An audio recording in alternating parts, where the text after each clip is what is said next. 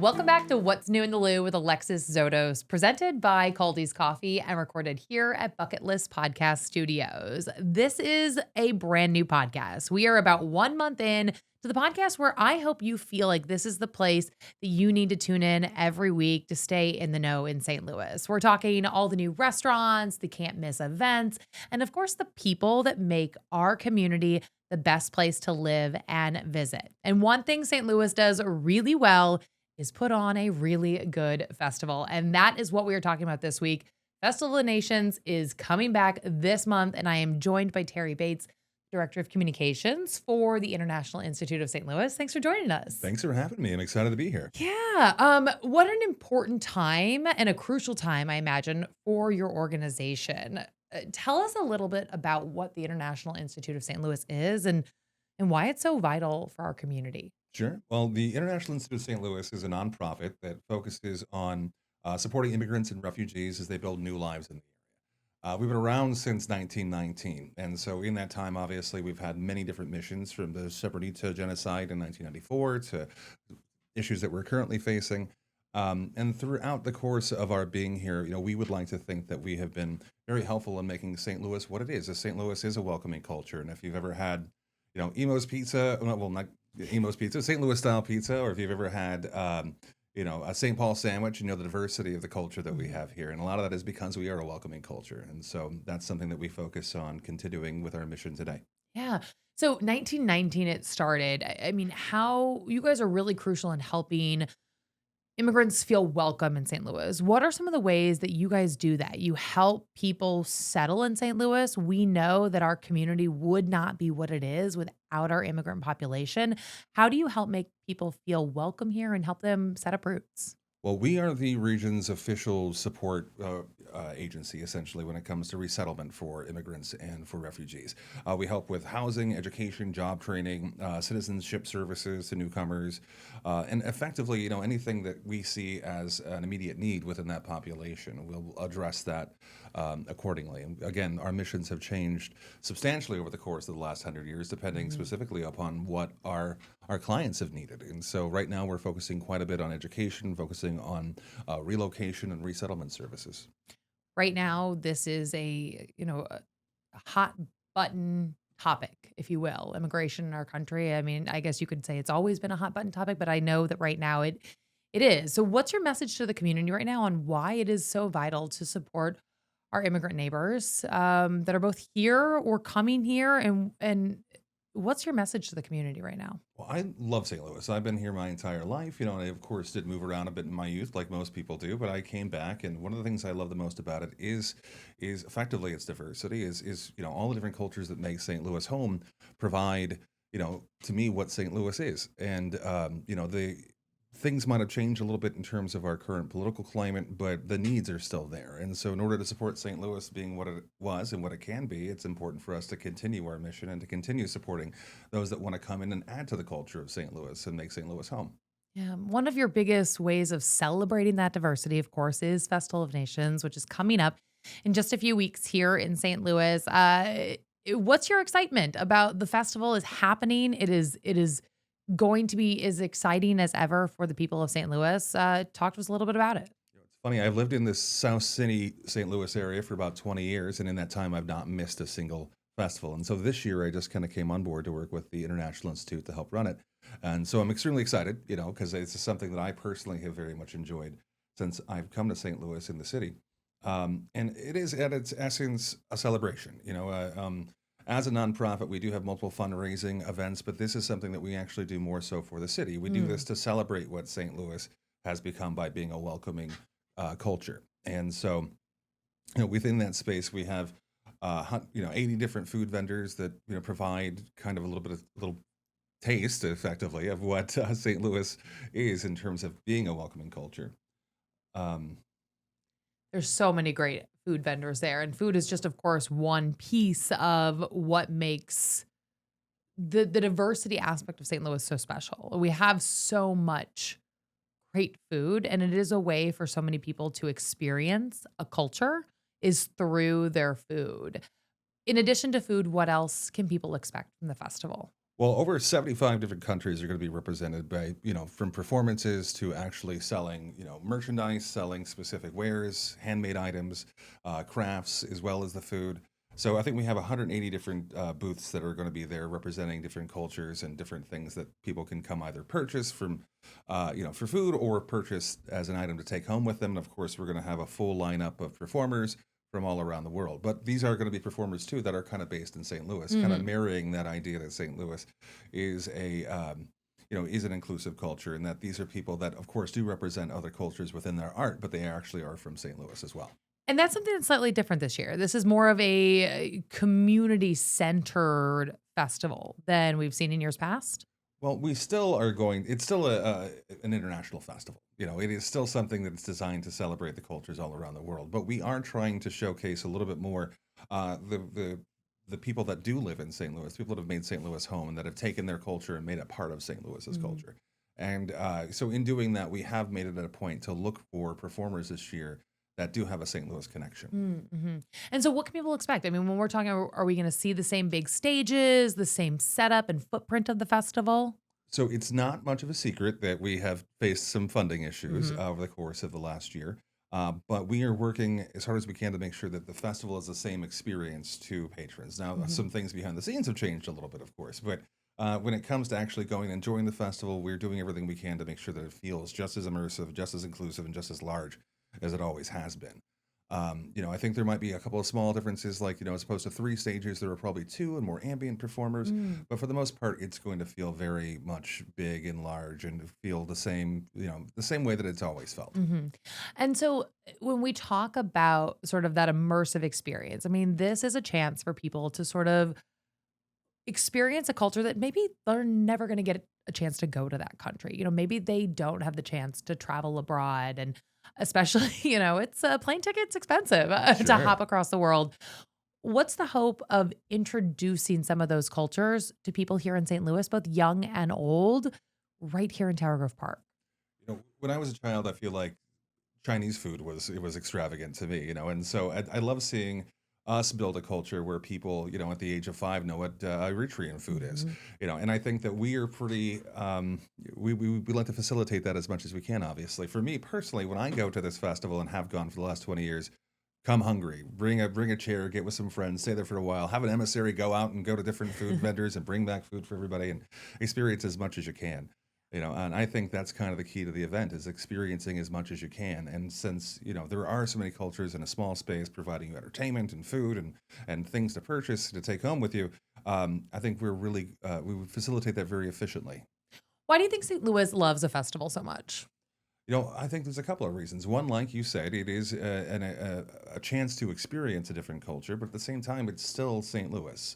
So you might be able to go and have food that you've not had before, things like that, but you still know that this is still St. Louis, and Mhm. these food vendors that you are partaking in are from here, and that in a lot of times, a lot of cases, the entertainment that you're watching are people that have made this city home. So you're getting not a taste of just other cultures, but what St. Louis has become as a result of those cultures calling St. Louis home. Mhm. And I just feel like there are so many fun festivals in St. Louis. Like, I love festival season. When it hits like May and we just start seeing festival after festival, there's so many good ones. And when there was this concern that Festival of Nations might not happen, the community really reacted. What was it like to see sort of that reaction from our community to say, hey, no, what can we do? What can we do to ensure that this remains a part of our culture? It was very, it, w- you kind of hit the nail on the head there. That's exactly what happened is there was the question about how do we best serve our clients with the money that we have. Obviously, there is a funding issue, Mhm. and we still have things that we have to do. The needs are still there. And so when we look at, this has never been something that's made the International Institute a lot of money. This is Mhm. something that we feel a need to be the steward of. This is something that we have been made aware is very important to the citizens of our city. And so when we talked about the idea of not having it this year so that we could focus on using our funds for other things, that same culture made us realize that this actually is a big part of our mission, that showcasing what St. Louis is as a result of being a welcoming culture is a bit large part of what we do. And the outcry was pretty immense when we had mentioned maybe not having it. And so we immediately understood that we're the steward of something that's pretty special to a lot of people. And so we came together and we talked to a lot of our sponsors, and we were able to make it work. Yeah. And the response that you heard from people when you said yes, it's coming back. What's been that emotion at the institute? What's been the feelings there to kind of see that excitement that like, okay, yes, we made the right decision that we're bringing this back and making sure that it continues on for years to come. Well, here we're very excited. Obviously, this is something that means a lot to us, and also not just as people that are employed by the institute, but we're all citizens of St. Louis, and we all love our city, and we love what this brings to it. So we're really excited to be a part of that. At the same time, it's a lot of work. It's a little daunting. We kind of, I think, maybe made the decision to 100% move forward just a few months ago, and so Mhm. generally this is something that has been planned a year in advance, and so we're kind of scrambling a little bit. So the help of our sponsors and our donors and people that go to our website and make a donation, every little bit helps with us right now because this is something that we are kind of there's a lot of weight on our shoulders to get this done quickly, but we're just now in that place where it's all starting to kind of come together. We're actually really excited for the opportunities that we have gotten this year by seeing how important it is to people and having the ability to make some little changes that we haven't made before. We Mm. actually think we're going the right direction, and we think that it's probably going to be better than ever. Kaldi's Coffee has been proudly roasting in St. Louis since 1994. Guided by a commitment to quality, service, and community, Kaldi strives to make every cup a moment of discovery. And get this, thanks to the support of their St. Louis community and fans across the country, they were named USA Today's #1 coffee chain in 2024. Visit Kaldi'sCoffee.com to find your nearest cafe, shop coffee for home, or even book a free tour and cupping at their roastery. Follow the goat to your next great coffee experience. Enjoy the rest of the episode. We love to hear that. So I know you're new to the institute itself. What can you give us a little history of the festival? When it started in 1934, I believe. Yeah, absolutely. Why did it start then? Do you know a little of the history you can share with us? Well, I do know that, it's been around since 1934, obviously, and it's kind of changed. As I mentioned, our missions at the International Institute has changed throughout the course of the last 100 years that we've been here. And depending on what decade that we're in, there's a different group of people that we're maybe focusing on, or several groups that we're focusing on, or different things that they're providing for our city. And when this initially started, the idea was to show what happens to a city as a result of becoming a welcoming culture. Mhm. And in that essence, it's been the exact same ever since. It's just kind of maybe moved directions a little bit, moved locations, and it had gotten obviously a lot bigger. We have on average around 100,000 people now, and I believe It's huge. when it first started, it was just a small community of a few people coming together. And so we're really really proud of that and happy about that. But the essence has always been the same. It's always been a celebration of community and what our community is as a result of welcoming other communities. How do you know over the years, like how new countries and new cultures have been added? I mean, is it sort of like depending on the immigrant community that comes to St. Louis? Like, okay, well, this year we need to make sure we add this country, that this representation is happening. Do you know Well, that? we've been here for 100 years, right? So throughout that time, we've worked with essentially, I mean, almost every culture you can think of that's looked at America, looked at Mhm. St. Louis, and thought that they could make a home here, and we've helped facilitate that. So, we have literally there's 80 countries that are being represented, and each of these countries does have a community here. So, we effectively, as a steward of this festival, welcome just as the city welcomes people. We welcome people that want to come and be a part of it. So also within that time of us having had this throughout the course of the last 100 years, we're kind of in a place where people do come to us. Mhm. So it's not that we really have to recruit a lot. Yeah. We have hundreds and hundreds of different requests each year. We go through the pretty arduous process of determining, who is allowed because we only have so much space. Sure. So unfortunately, it's kind of more of a question of who can we let in versus like how do we Mhm. find people. But we do our best to work with our community to make sure that everybody's happy and that we do have a wide array of cultures being represented. How do you recommend that folks sort of approach this festival? Like, come hungry, yes, huge, very important. What's your advice for navigating the different stalls and stands in terms of making sure that you really get to experience all that this festival has to offer? Well, I'll speak a little bit more as a patron here, Yeah. more than than a person that works at the International Institute. Again, I've been going to this for 20 years. And what we do, what my friends and I have always done, is we get some lawn chairs, we go find an area under the tree, bring a couple of drinks with us. You can bring a cooler and things like that. Or we go out and we purchase things. And we just kind of find that little area to camp. And then we send people out to go to different places and bring back food. And we kind of all share it. So we make it kind of not a thing that we just walk into and then walk out of, but we make a day out of it. There's entertainment to see, there's things to purchase, and it can be a little hot. So Hey, you know what? We've had enough hot this month, so I am like sending it out into the universe that we are going to have a beautiful, mild weekend for Festival of Nations. I'm just going to send that out to the world. Good. I'm going to write that down. So if it doesn't happen, it's your fault. Yep, you can blame me. But me and Mother Nature. I hope you're right, though. Yeah. But that's always kind of part of it, though. It's generally, in the time period that it is, it has been hot before, but that's kind of why you just plan a little bit. Make sure you bring a cooler with some water, or you purchase water.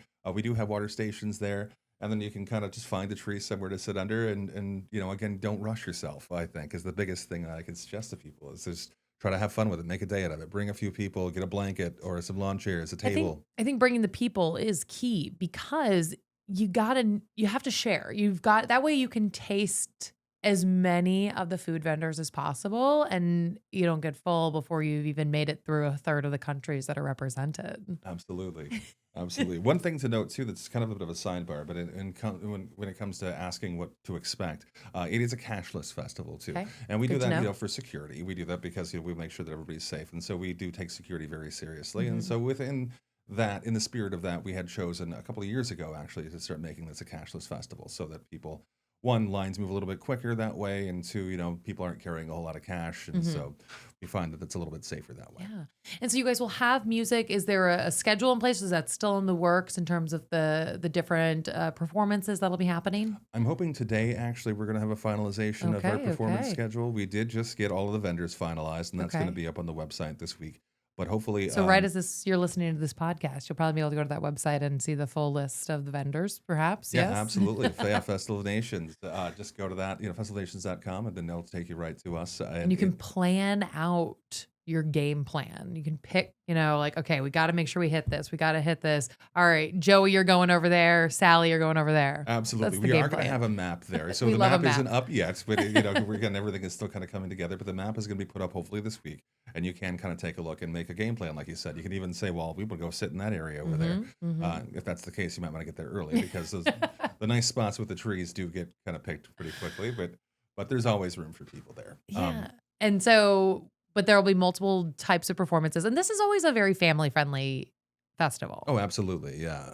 What is the hope of sort of bringing that next generation into Festival of Nations so that our community, young and old, can understand that we are a better place when we welcome everybody? That's a huge part of it. I mean, again, that's kind of the mission for us in general. We create this event as a celebration of other cultures, a celebration of what we have become as a result of being welcoming. And that spirit, I think, is in every aspect of the festival. When people come and they watch dancers and you see a child see this for the first time and they start dancing with it, and they don't necessarily know the culture, but they feel it. That's a huge part of what this is for us. People walk around different vendors and they see things that they want to purchase, especially a child who might have the first time they're experiencing that culture, is seeing something, and they start asking their parents to buy it for them. And hopefully that's not too expensive and it's not going to be too stressful for everybody. But if that's the case, then we would like to think that we help facilitate that child's first experience with that culture, and that it was positive. And then they keep coming back and making more and more memories, and those memories end up kind of creating that person having a sense of them being welcoming and understanding that our culture, our city, is what it is as a result of being welcoming and having those different cultures as part of it. Amazing. Terry, thank you so much for joining us. I really appreciate it. Thank you very much for having me. Awesome. Festival of Nations will happen this August 23rd and 24th in Tower Grove Park. It is a free festival. Everyone is welcome. Head to the description of this week's episode for the link to find all those vendors and performance schedules. Now let's get into the events that are happening this week so you can make sure to mark your calendar. Here we go. Starting off, the Tennessee Williams Festival kicks off this week on August 7th. Food Truck Friday is returning to Tower Grove Park this Friday, August 8th. Blues at the Arch is a full weekend of incredible blues music down on the Gateway Arch grounds. That is happening August 8th through August 10th. Summerfest at 9 Mile Garden, perfect way to really celebrate the end of summer before school starts. That happens Saturday, August 9th. And Rock the Hops is in downtown Alton on August 9th. Music, art, craft beer all collides for one huge festival. Now, if you've got an event that you want included in our end of the episode roundup, you can reach out to us on social media. While you're there, give us a follow. You can find us at What's New in the Lou podcast on Instagram. And don't forget to subscribe so you know exactly when the next episode drops. As always, thanks for listening.